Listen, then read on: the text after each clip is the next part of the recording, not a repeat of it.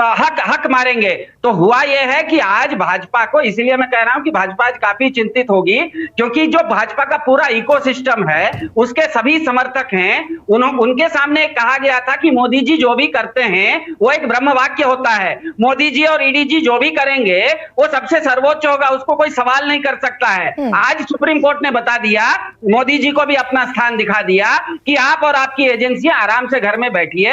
इस देश में सुप्रीम कोर्ट नाम की चीज है, और उसने अरविंद केजरीवाल को ही नहीं, इस देश के हर सामान्य नागरिक को बता दिया कि धारा भारत के संविधान की जो अनुच्छेद 21 है वो 21 इतना महत्वपूर्ण है कि मोदी जी और मोदी जी का 400 पार का नारा देके वो अगर संविधान बदलना भी चाहेंगे तो इस देश का सुप्रीम कोर्ट उसको होने नहीं देगा। लेकिन सिद्धार्थ, मैंने जो सवाल पूछा था, ये पहली मर्तबा है ना, हिस्टोरिक है कि दिल्ली के मुख्यमंत्री या फिर इस देश के किसी भी इलाके का कोई सिटिंग चीफ मिनिस्टर जो कि बेल पर बाहर होगा, अंतरिम जमानत पर होगा, शराब घोटाले के आरोपी के तौर पर होगा। ये दोधारी तलवार भी है क्या सिद्धार्थ, कि जितना गुडी गुडी, जितना फील गुड का फैक्टर आपके भीतर है, ये उससे कहीं मुख्तलिफ लड़ाई भी हो गई क्या आप?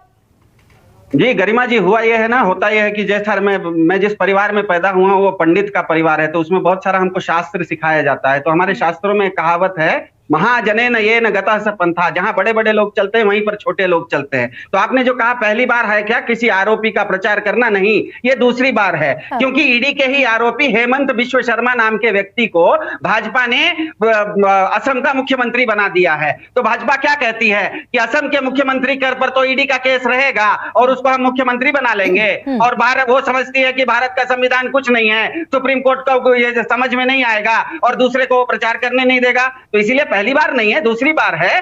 भारत के संविधान जो हेमंत बिश्व शर्मा नाम के व्यक्ति हैं उनके ऊपर भी ईडी का केस है, और वो असम के भाजपा के मुख्यमंत्री भी हैं और भाजपा के प्रचारक भी हैं। अच्छा सिद्धार्थ, ये बताइए कि अभी तक अरविंद केजरीवाल के आने से क्या बदलेगा? अभी तक जिन 4 सीटों पर आप हैं उन पर आप प्रचार कर रहे थे, और जिन 3 सीटों पर कांग्रेस है उन पर कांग्रेस प्रचार कर रही थी। अरविंद केजरीवाल के आने के बाद क्या 7 सीटों पर एक जॉइंट इलेक्शन कैंपेन नजर आएगा, या जैसे अभी तक चल रहा है वैसे ही चलेगा? 7 सीटों पर जॉइंट इलेक्शन कैंपेन शुरू हो गया। अगर आपने देखा होगा तो 2-4 दिन पहले ही कांग्रेस के बहुत नामी ये हैं, कैंडिडेट हैं कन्हैया कुमार जी, वो जाके सुनीता केजरीवाल जी से भी मिले हैं। दोनों के बीच में कोऑर्डिनेशन कमेटी बन गई है। बस मिले ही है, मुलाकात ही हुई, प्रचार अभी तक अलग अलग चल रहा है? नहीं, प्रचार दोनों साथ चल रहा है, दोनों के बीच में कोऑर्डिनेशन कमेटियां हैं, क्योंकि कुछ चीजें ऐसी होती है कि देखिए कोई भी रणनीति होती है, चुनाव की रणनीति, जैसे क्रिकेट मैच होता है तो मैं अगला बैट्समैन किसको उतारूंगा, मैं क्यों बताऊंगा सामने वाली टीम को, ऑस्ट्रेलिया को क्यों बताऊंगा मैं किसको उतारूंगा। तो हमारा काम पूरी तरह से साथ में चल रहा है, और इसका इसीलिए मैंने एक छोटा सा प्रमाण दिया कि कन्हैया कुमार जी कांग्रेस के कैंडिडेट हैं, वो सुनीता केजरीवाल जी से व्यक्तिगत मिले हैं। तो दिल्ली का कैंपेन पूरी तरह से ठीक है, होगा, ये ध्यान में रखिएगा। इसमें आज फिर से मैं कह रहा हूं कि दिल्ली पूरे देश को और खास करके भाजपा के समर्थकों को सुप्रीम कोर्ट ने आज ये बता दिया कि मोदी जी जो ये कह रहे थे, भाजपा जो ये कह रही थी कि मैं कुछ भी करता हूं वो सर्वोच्च होता है, वो ब्रह्मवाक्य होता है, वो पत्थर की लकीर होती है, वो भगवान का कहा हुआ चीज होता है, कोई बदल नहीं सकता।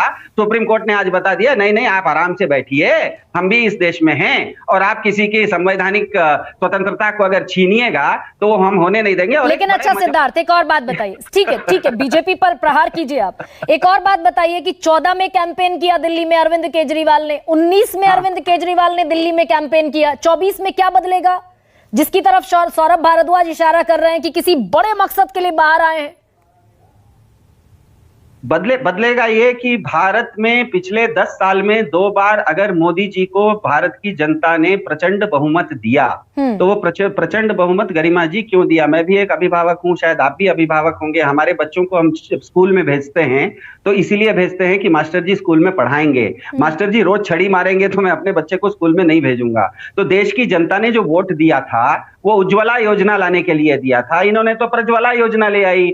देश की जनता ने इनको वोट दिया था राम राज्य के लिए, ये जाके मोदी जी राम राज्य के नाम पर रावण के लिए कर्नाटक में वोट मांग लिए, जो 3000 महिलाओं के साथ जिसने बदतमीजी की और उनकी वीडियो बना ली।